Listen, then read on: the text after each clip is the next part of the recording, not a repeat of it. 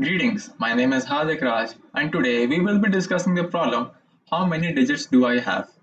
This is a cakewalk problem, and the only prerequisite that you need to have is the knowledge of if-else statements in C++ or any of your language. Now let's look at the problem.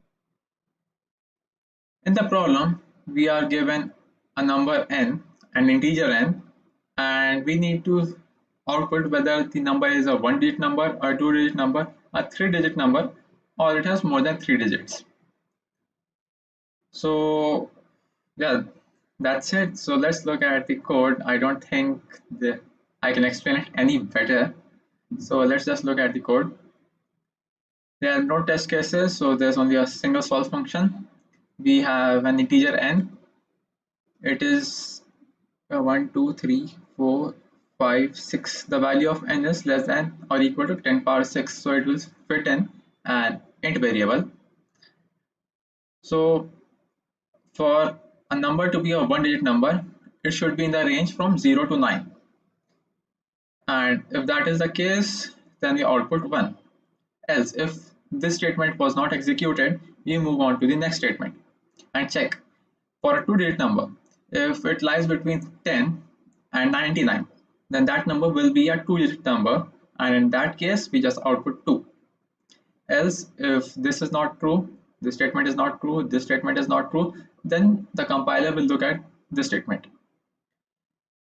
If a number n is greater than or equal to 100 and less than or equal to 999, or basically less than 1000, so if a number lies between 100 and 999, then that is a 3-digit number, and in that case we output 3.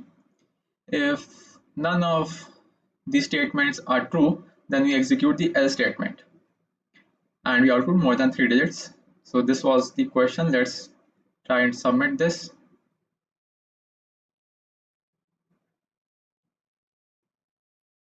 Okay.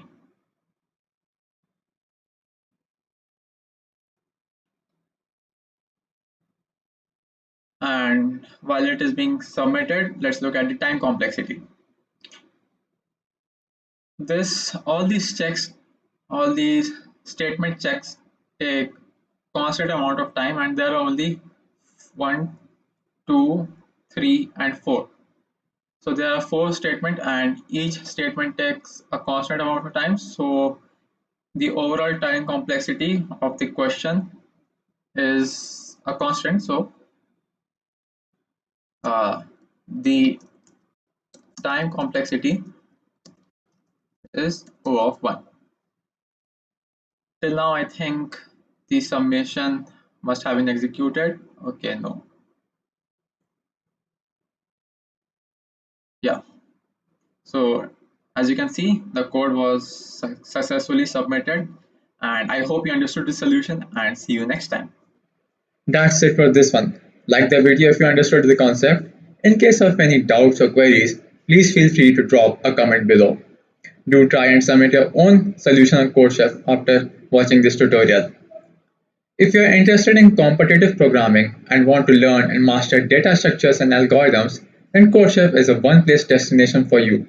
Every week we post CodeChef problem explanations, frequently asked interview problems, conceptual videos on various programming topics, and also conduct live problem-solving sessions. To stay notified of our upcoming uploads, subscribe to our channel and hit the bell icon below. See you next time.